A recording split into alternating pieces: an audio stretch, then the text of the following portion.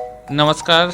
आज डायबिटीज या उसे बोलें हम लोग शुगर भी बोलते हैं, हिंदी में उसको मधुमेह भी कहते हैं। तो आज डायबिटीज जागृति दिवस के रूप में आज मनाया जा रहा है पूरे देश दुनिया में। और अभी हमारे साथ बैठे हुए हैं हाजीपुर के डॉक्टर अमित कुमार सिंह। उनसे हम आज बात करेंगे इस पहलू पे कि डायबिटीज होता क्या है, कैसे उसको हम लोग पहचानते हैं। सर, आपका मेरे चैनल में स्वागत है। धन्यवाद। सर्वप्रथम मानवाधिकार टुडे की तरफ से जितने भी श्रोतागण हैं उनको मेरी तरफ से वर्ल्ड डायबिटिक डे का हार्दिक शुभकामनाएं।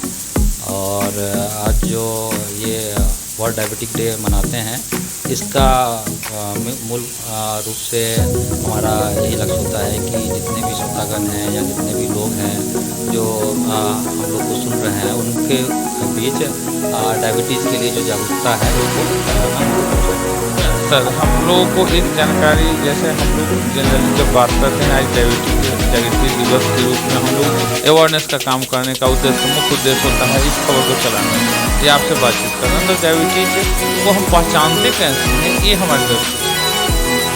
डायबिटीज़ मूलतः जो है कि एक मेटाबॉलिक डिसऑर्डर है, लाइफस्टाइल डिसऑर्डर है। और ये जनरली क्या होता है कि इसके 4 लक्षण होते हैं।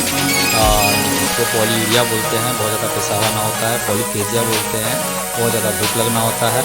और जो होता है कि वेट लॉस होता है। और ये 3-4 जो है मूलभूत उसकी पहचान होती है। तो जो भी व्यक्ति है वो अगर उसको एकाएक बहुत ज़्यादा पेशाब आ रहा है या बहुत ज़्यादा मतलब कि भूख लग रहा है या बहुत ज़्यादा वेट लॉस हो रहा है तो वो एक बार अपनी शुगर की जांच करवा सकते हैं, ताकि अर्ली स्टेज में शुरुआती में ही शुगर की पहचान हो सके और उसका जो है जल्द से जल्द इलाज हो सके। सर, वो जैसे शुगर का जो टेस्ट होता है उसका क्या लेवल होता है मिनिमम, जिससे पता चल सके कि हाँ, इनको ये डायबिटीज लोग हैं या डायबिटीज। जनरली शुगर के लिए जो होता है वो मूलभूत 3 टेस्ट होते हैं जो फास्टिंग ब्लड शुगर बोलते हैं, जो 70 से 90 के बीच में होना चाहिए। और पोस्ट प्रांडल ब्लड शुगर बोलते हैं जो 100 से 140 के बीच में होना चाहिए।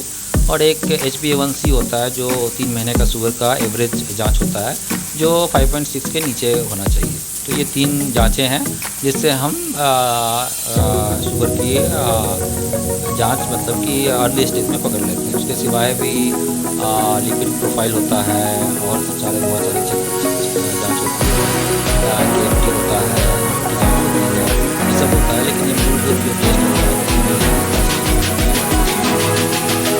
अगर मान लीजिए कि कोई डायबिटीज हो भी गया, जो बाउंड्री लाइन है उससे ऊपर चला गया, तो उनको कौन सी दवा चलानी चाहिए या क्या प्रिकॉशन करना चाहिए? अगर शुरुआती टेस्टों में अगर वो लेवल अगर हाई पाया जाता है और डायग्नोस हो जाते हैं कि टाइप 1 टाइप 2 डायबिटीज़ है, तो उसके बाद क्या होता है कि इनमें 3 चीज़ों का ख्याल रखना पड़ता है। एक तो पहला कि दवाई जो है वो प्रॉपर जो फिजिशियन है, जो डायबिटोलॉजिस्ट हैं, उनके संपर्क में आके और प्रॉपर जो दवाई होता है उसको फॉलो करना जरूरी होता है। उसके डोज को प्रॉपर रेगुलरली हर एक महीने जाँच करवाना ज़रूरी होता है और उसके अनुसार दवाई को समय समय पे मतलब कि उसका मतलब डोज जो है वो अपडेट करवाना पड़ता है। दूसरा पार्ट जो होता है वो होता है कि एक्सरसाइज जो है वो उसका 1/3 रोल एक्सरसाइज का है। एक्सरसाइज में मतलब कि डेली 30 मिनट्स जो है एक्सरसाइज होना चाहिए। और तीसरा जो पार्ट होता है वो होता है खान पान जो है उसमें जैसे मीठा वर्जित होता है और आलू वगैरह का सेवन कम किया जाता है। चावल जो होता है उसका सेवन कम कर दिया जाता है। दूसरा चीज़ क्या होता है कि जो भी लो ग्लाइसेमिक इंडेक्स वाले चीज़ हैं, जो फल हो गए या जैसे दाल हो गए, ये सब चीज़ों का सेवन ज़्यादा किया जाता है।